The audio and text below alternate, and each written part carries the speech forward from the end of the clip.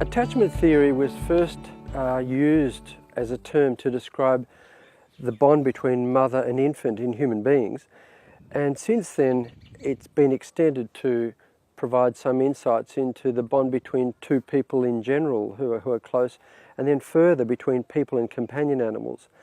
And so what is the next frontier in understanding attachment theory is looking at the horse-human bond, because we know it can be a very strong bond and we know it's an important bond to so many people.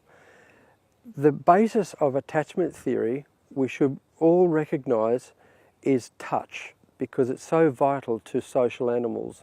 A lot of people say that their horse doesn't like touch. And so when horses are really isolated or weaned too early, as most horses are, often they become detached.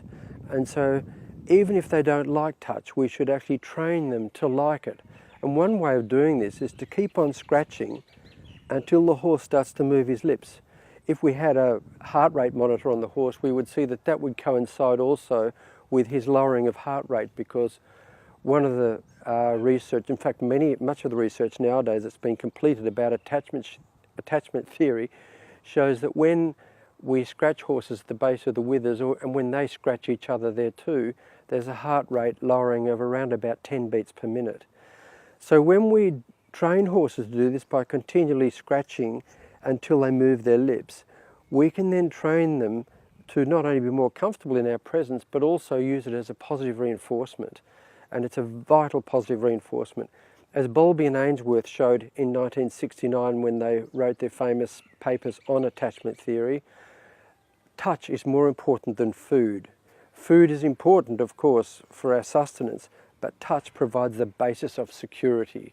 And so we really need to be good at that, because so many of the things that we do with horses are all about driving them at a distance from us. We drive horses, people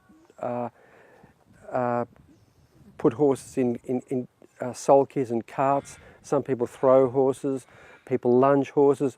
So many of the things that we do are actually at a distance from the horse. So we need to recognise the importance of just that touch between human hand and horse. And I'm sure in doing that, if everybody was good at